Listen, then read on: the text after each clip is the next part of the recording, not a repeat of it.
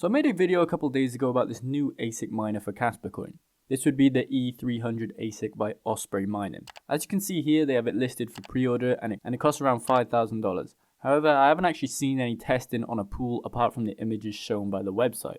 Now a video by Crypto Pool Online has been released showing the ASIC miner actually mine into a pool. So I've actually been in touch with the Crypto Pool Online team for a while, and they did let me know that they were starting testing, but I didn't realize that they would post a video regarding the testing. So here is the video of them testing out the new ASIC miner on their own pool. So I'm going to pause here and explain how the process works for actually using the ASIC right now. So Crypto Pool Online team sent me an email saying that they were given access to the ASIC via Osprey's team. And you can see here their goal was to optimize the plug and play of the ASIC miner for pool mining. Then it goes on to say that this video displays the ASIC miner out the box and said you can push these ASIC miners to around 15 gigahash. So they have provided a lot of useful information, so check out their pool. They have both solo and pool mining, and the website runs through an easy setup for mining. As you can see here, the wallet setup, and then you pick a miner. Also for the next month, they are having 0 pool fees to combat and help miners get by in these hard times of crypto mining. Now let's move on to the video they show on the pool. They've shown at the top here that they are selecting different options. The developer is Team Red Miner, as they are actually using FPGAs in the ASIC miner. Then the configuration, which is the command line by here. Now it actually gives 2 options down here, one for Ethereum Classic and the other one is for Kaspa coin. So maybe it's possible to use one of these ASICs for Ethereum Classic as well. However, I don't have any information regarding that. At the top it also mentions the dev fee of using the miner on Team Red Miner and using the Allfather Bitstream, which is a 10% fee. I think this is way too high, as the electricity prices right now are putting miners in the red as it is, and we shouldn't have to deal with these higher dev fees. Now once they input their own command line here, they have it set to Crypto Pool Online and then their wallet address, then the FPGA E300, which is separated into 3 FPGA boards, which have different overclock settings, as you can see here. The first 2 FPGAs have a core clock of 650 and the last one only has a core clock of 580. I don't know why this has been done, but we'll see later how this affects the hash rate on the last board.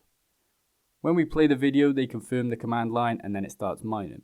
They head over to the mine log so we can see the miner actually working in real time. Now it takes a while for the miner to display actual hash rates, and this is normal on the startup of new miners and FPGA boards. When we skip to the end, we can actually see the real hash rates produced and displayed by this miner. By here they show the core clocks that were input into the command line, and then it shows the core temp, which is around 55 degrees on one of these boards. And it's actually pretty cool for an FPGA, because normally they'd be a bit higher at around 65 degrees. Below this information we have the hash rates of the 3 boards. We are seeing the first 2 have 5.17 gigahash and the last board has 4.61 gigahash. As we said earlier, the core clock for the last board is lower and it definitely reflects in the hash rate. Now maybe this is done because they don't have enough power to supply all the boards with full power, which would be a problem with buying one of these miners. When we head back to the Osprey Mining website, we can see the miner logs on there resemble the same results from the mining pool as well, with the first 2 boards being better than the last one. I also want to mention that this isn't actually a true ASIC miner, as ASIC miners are boards that contain many chips that mine only one algorithm. I saw a comment on my video and they mentioned that this is actually just 3 FPGA boards packed into an ASIC case. And we saw earlier this could actually be used to mine Ethereum Classic as well as Kaspa. Then it also says on the website that they might implement support for Ergo and Radiant in the future. This would be in the form of bitstreams for the FPGA boards. The boards that are in the miner are AMD VU35P FPGAs, and they can cost around $1,300 each. So this company is making a bit of profit from these miners if they are selling for $5,000 a unit. So it seems legit that these would actually work, yet I don't fully agree with the 10% dev fee for these, as they are advertised as an ASIC miner, and you actually have to pay dev fees to the bitstream. Now if you want to enter for pre-order, you can by clicking here and then putting down a deposit of $500. They do accept crypto, but sometimes you have to be careful, as we've seen previously with a lot of other companies. Once they go bankrupt, they'll only refund users in the amount of crypto they paid at that time. Meaning that if Bitcoin drops off, they'll only have to pay out in the Bitcoin amount. So if you can pay in USDT, then it would be advised. Next I want to show how much profits this looks like to have one of these miners on the Kaspa network right now. But also remember that this number will change if more of these miners come out, as the difficulty will increase more on the network. Let's now head over to what to mine Kaspa coin calculator and we can enter the ASIC figures. Overall, we look back at the miner logs, we can see we are getting a hash rate of around 14.96 gigahash, which when converted into megahash is 14,960 megahash. So we can input that for the hash rate. Now for power, it mentioned that the miner can run anywhere between 250 to 500 watts of power, but doesn't actually show it in the miner logs. So we're just going to go for the middle range of about 350 watts. The cost of electricity will be 10 cents per kilowatt hour, and then we'll put the dev fee at 10%. Now we can hit calculate and then we'll see the results here. So for profits hourly, we have around 15 cents.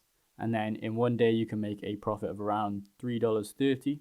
Overall, in a week and a month, you can make close to $23 and $100 respectively. This is great profits right now, but overall, it's not exactly worth it to buy one of these ASICs.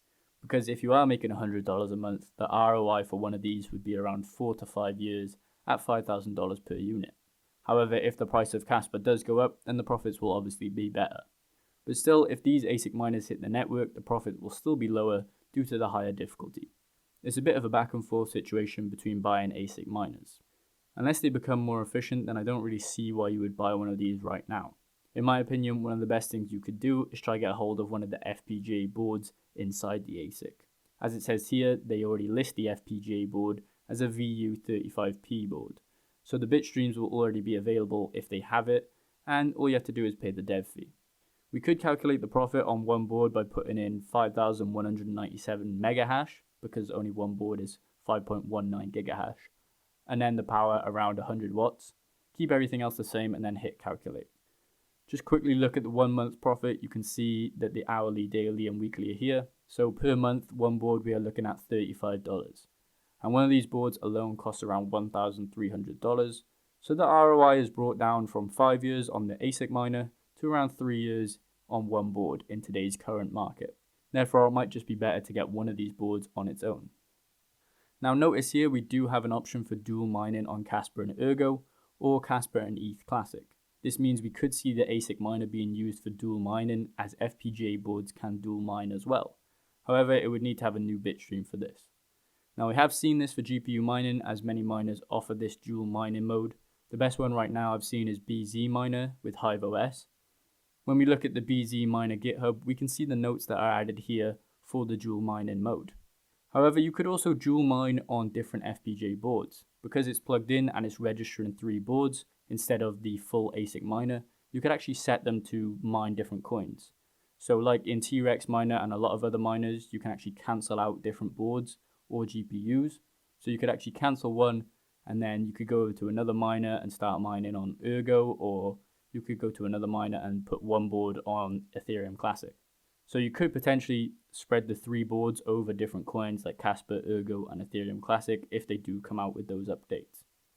So that's it for the video, guys. If you did enjoy, please like and subscribe. Also leave a comment what you think on this ASIC miner down below.